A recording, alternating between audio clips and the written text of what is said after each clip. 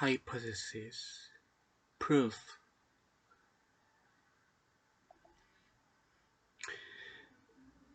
In mathematics, the Riemann hypothesis is a conjecture that the Riemann zeta function has its zeros only at the negative even integers and complex numbers with real part 1/2.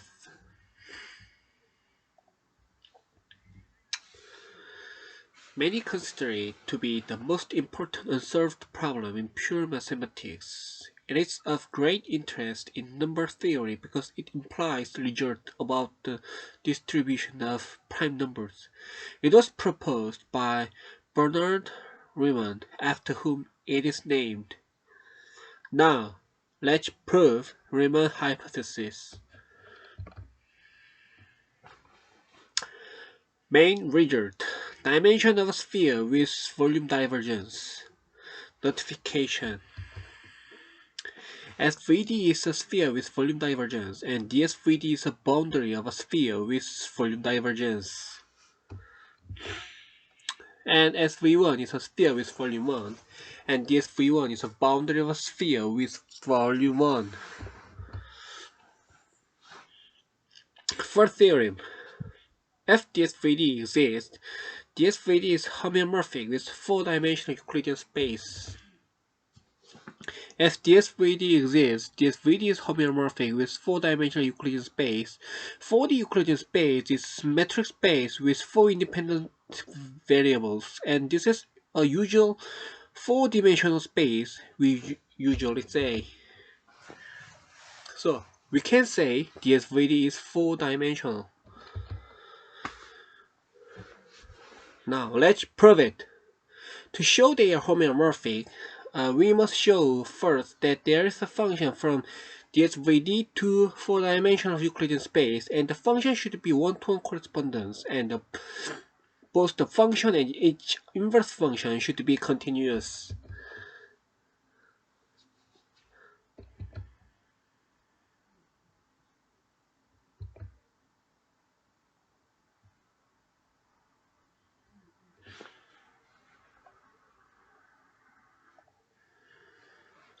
So we can say DSVD is 4-dimensional.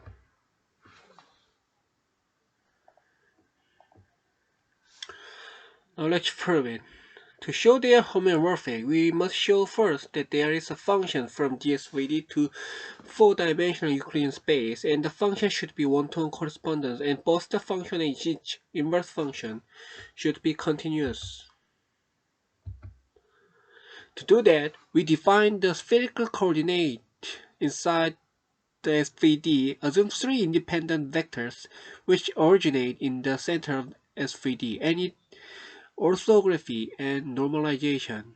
These vectors can make a rectangular coordinate system, and this 3-dimensional rectangular coordinate system can be translated into 3-dimensional spherical coordinate. Now, in this spherical coordinate, we can define an angle theta phi.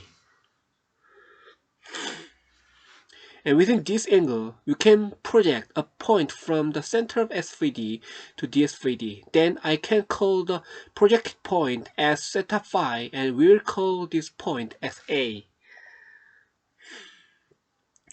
First, we will show that DSVD has 4 independent variances.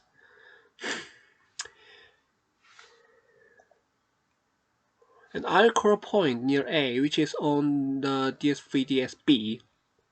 Then B is on the surface. So to express B, I can use polar coordinate which originate at A. So B is expressed as omega L, and L is a finite length from A, and omega is the angle which specifies a specific point within a distance L from A.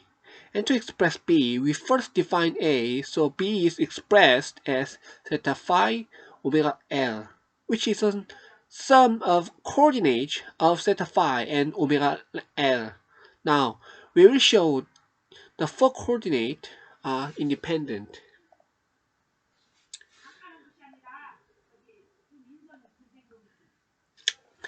So we should show that theta phi is independent with omega L first, CL. We will show that if L can be expressed with theta phi, then there exists a contradiction. Assume L was expressed with theta phi, and the equation expressing the area of ds3d is 4 pi r squared, and r is infinite, so the area of ds3d should be infinite. And if we express an area of a circle inside, it is 4 pi r squared. This is arrived at by multiplying the radian to the area of ds3d, but multiplying number to infinite value produces infinite value. But the area exists a contradiction. But the area of circle within the radius L is finite, so there exists a contradiction when we assume L is expressed with theta phi. So L and theta phi are independent. Now we will show that omega and theta phi are independent. First, assume omega can be expressed as theta phi, and assume a function f from SV_D to SV1 as r goes to 1 minus 1 plus r, and r theta phi belong to SV_D, I theta phi belong to SV1,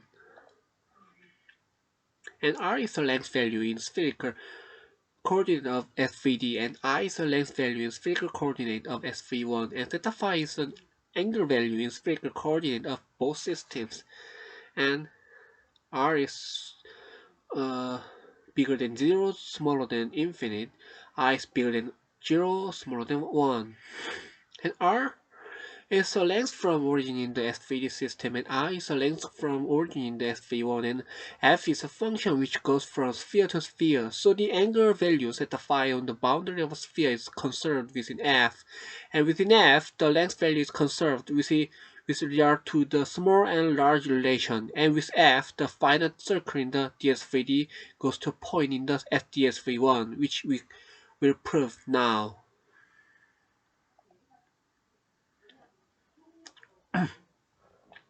And when r is infinite, I is 1.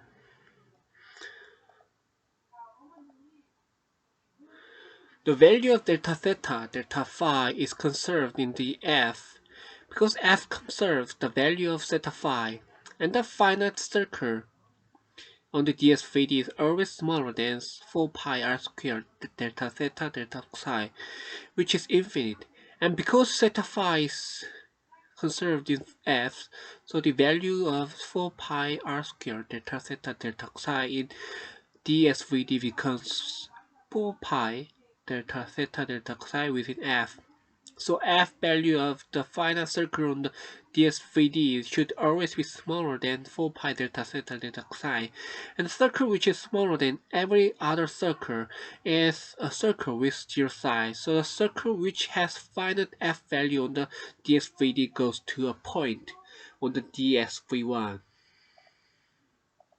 And here, omega is an angular value which pertains a point on the boundary of a circle, and we assume omega can be expressed with theta phi and f conserves theta phi. Then when a finite circle on the ds3 goes to a point on the ds3one within f, the omega value which is expressed as theta psi conserves. Then the point on the ds3one should have omega value which is expressed as theta psi. And the function f has inverse function as follows. This means a point goes to a two-dimensional field with f inverse, and it is contradiction to the fact that f is one-to-one correspondence and has inverse functions, so omega and theta psi are independent. So theta psi omega L expressed on ds3d are four independent variables. And consider the next function f, which is go from ds3d to if Euclidean space, for the Euclidean space. and f can be expressed as this. Each inverse function is like this.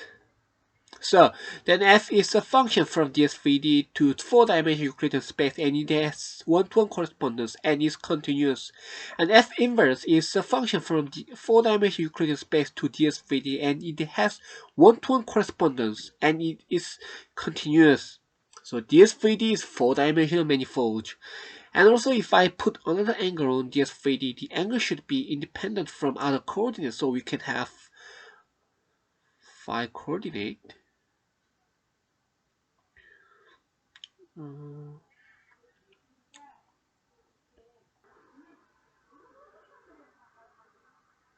Okay. Theorem. Now I explain theorem 2.1.2. Bulk of S3D is 5-dimensional. We will see use Poincare definition. Let's see the definition about dimension by only Poincare. One dimension has a 0-dimensional section, 2 dimension has a 1-dimensional section, and 3 dimension has a 2-dimensional section. Well, time too late, so we have to begin from this in next lecture.